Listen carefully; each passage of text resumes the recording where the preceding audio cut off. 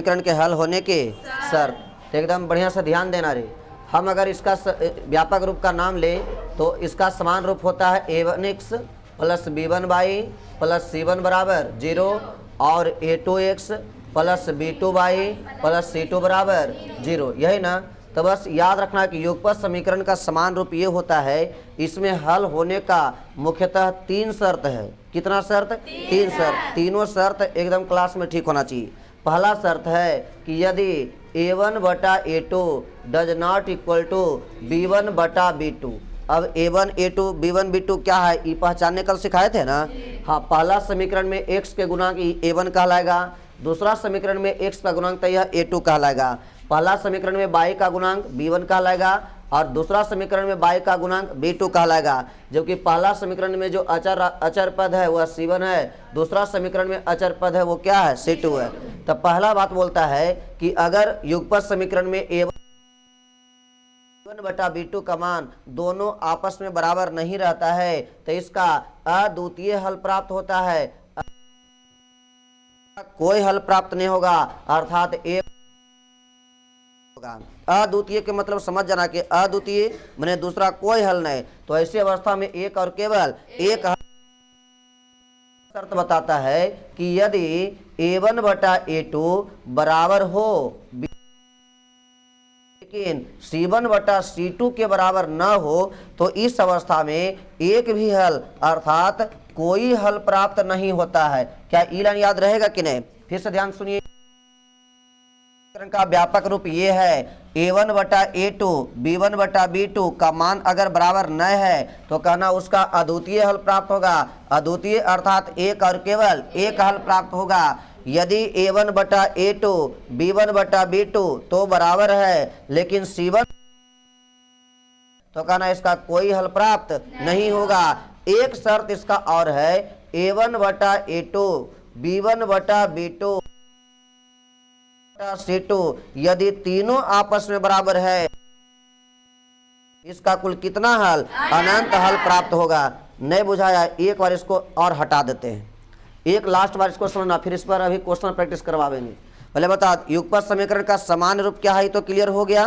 बोलो हुआ क्या होगा? a1x plus b1y plus c1 बराबर 0, a2x plus b2y plus c2 बराबर 0। इतना बात एकदम क्लियर है। अब कहता है कि इसका हल होने का मुख्यतः कई शर्त है?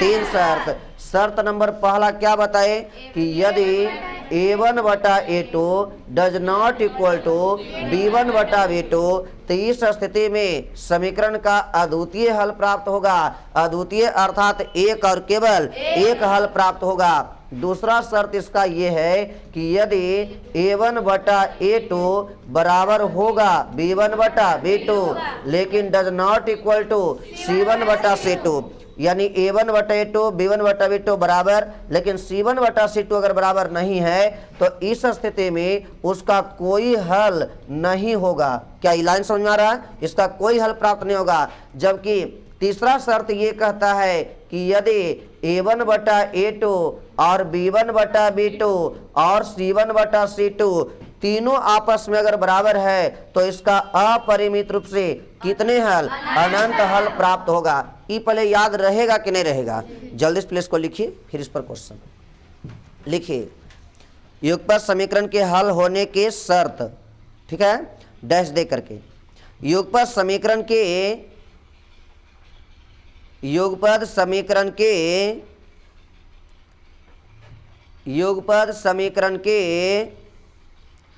हल होने के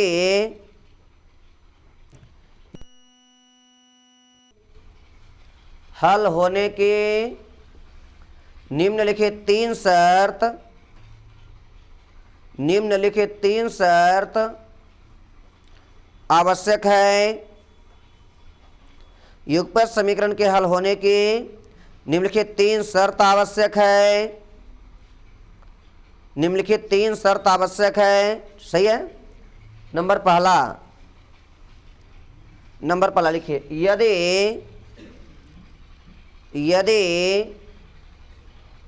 a1 बटा a2 does not equal to b1 बटा b2, यदि a1 बटा a2 does not equal to b1 बटा b2 हो तो, यदि a1 बटा a2 does not equal to b1 बटा b2 हो तो ऐसे में समीकरण के अद्वितीय हल, ऐसे में समीकरण के अद्वितीय हल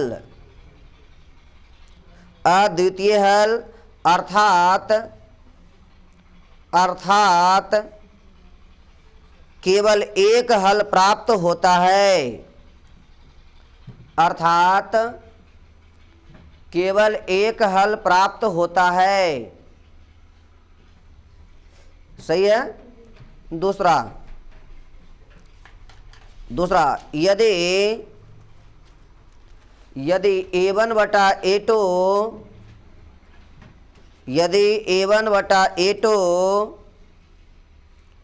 बराबर b1 बटा b2, a1 बटा a2 इक्वल टू b1 बटा b2 does not equal to c1 बटा c2, a1 बटा a2 बराबर b1 बटा b2, लेकिन बराबर नहीं होगा c1 बटा c2, है ना। हो तो समीकरण के कोई हल प्राप्त नहीं होता है, समीकरण के कोई हल प्राप्त नहीं होता है, समीकरण के कोई हल प्राप्त नहीं होता है। नंबर तीसरा लिखिए, और यदि a1 बटा a2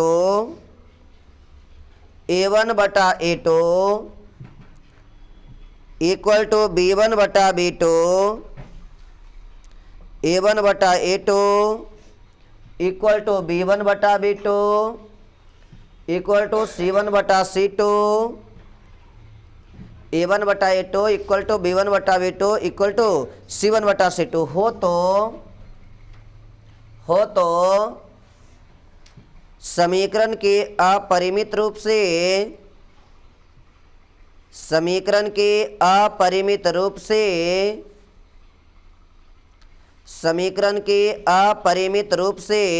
कितने, हाँ, अनंत हल प्राप्त होता है,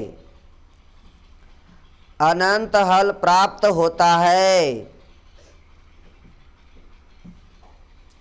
अनंत हल प्राप्त होता है। ठीक है। चलिए अब यहाँ पर से आप लोग को कुछ ध्यान देना है। हमने आपसे क्या कहा कि अगर युगपत समीकरण का समान रूप a1x plus b1y plus c1 बराबर 0, a2x plus b2y plus c2 बराबर 0 इस अवस्था में हो तो इसके लिए हल होने का मुख्यतः 3 शर्त है, जिसमें पहला शर्त कहता है कि यदि a1 बटा a2 का मान डज नॉट इक्वल टू होगा b1 बटा b2, यानी a1 बटा a2 b1 बटा b2 बराबर नहीं रहा, तो ऐसी अवस्था में समीकरण का अद्वितीय हल अर्थात एक और केवल एक हल प्राप्त होगा। दूसरा जबकि कहता है कि यदि a1 बटा a2 का मान b1 बटा b2 के बराबर है लेकिन c1 बटा c2 के बराबर नहीं है, तो इसका कोई हल प्राप्त नहीं होगा, मतलब एक भी हल प्राप्त नहीं होगा। और तीसरा कहता है यदि a1 बटा a2 बराबर है b1 बटा b2 का और c1 बटा c2 भी बराबर है, तो इस अवस्था में समीकरण का अपरिमित रूप से कितने हल, अनंत हल प्राप्त होगा। क्या इतना स्टेप याद रहेगा? अब बात को समझना है। हम अभी क्वेश्चन दे रहे हैं और आपको पता करना है कि दिए गए जो भी युगपत समीकरण है केवल एक हल होगा या फिर कोई हल नहीं होगा कि अनंत हल होगा, ये आपको चेक करना है। कर सकते हो? हाँ, तो देखिए यहाँ एक क्वेश्चन लिखे 3x प्लस 2y बराबर 7 और यहाँ पर लिखते हैं बुआ 3x इस प्रकार से प्लस में 4y बराबर 8 इस प्रकार से है। ये समीकरण 1 है, ये समीकरण 2 है। आपको पता करना है दिए गए युगपत समीकरण में केवल एक हल होगा, कोई हल नहीं होगा, या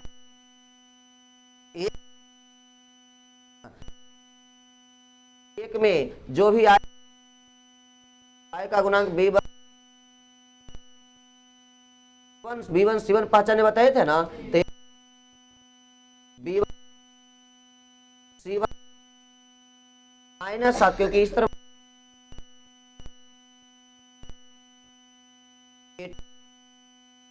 b और c2 का मान इतना, तो